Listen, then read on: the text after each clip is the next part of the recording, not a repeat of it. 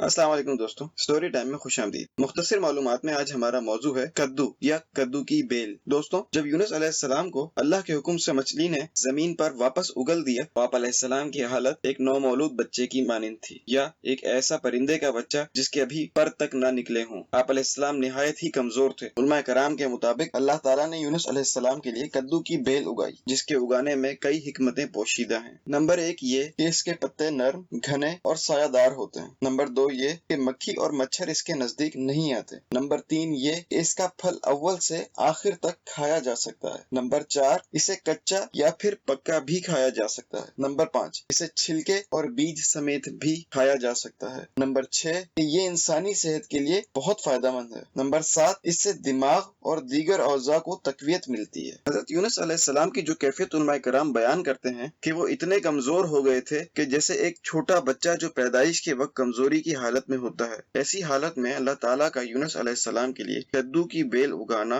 ताकि उन्हें फायदा हासिल हो सके, जाहिर करता है कि कद्दू या कद्दू की बेल अपने अंदर बेतहाशा फवाइद रखते हैं, जिनमें चंद एक अभी आपके सामने पेश किए गए हैं। कद्दू की बेल या कद्दू के फल के बारे में ये भी मशहूर है कि आप सल्लल्लाहु अलैहि वसल्लम की महबूब ग़िज़ाओं में से एक ग़िज़ा कद्दू है। कद्दू में न सिर्फ इंसान के लिए बेतहाशा ताकत और ग़िज़ाइयत मौजूद है, बल्कि ये कमजोरी से निजात पाने का बेहतरीन नुस्खा भी है। कद्दू खाने से न सिर्फ हमें ग़िज़ाइयत और इसके फवाइद हासिल होते हैं, बल्कि अंबिया कराम की सुन्नत भी पूरी होती है। लिहाजा हम सबको चाहिए कि हम अपनी ग़िज़ा में ज्यादातर कद्दू का इस्तेमाल करें और इसके ढेरों फवाइद हासिल कर सकें। तो दोस्तों, ये था कद्दू या कद्दू की बेल के बारे में मुख्तसर सा तारुफ और उसकी अफादियत के बारे में छोटी सी मालूमात। उम्मीद है कि आपको पसंद आई होंगी। आपसे गुजारिश है कि हमारी इस वीडियो को लाइक करें और शेयर करें ताकि ज्यादा से ज्यादा लोगों तक हमारी मालूमात पहुंच सकें, और हमारे चैनल को सब्सक्राइब करना और बेल आइकन को क्लिक करना ना भूलिएगा ताकि मजीद आने वाली वीडियोस और मालूमात आप तक पहुंच सकें। शुक्रिया।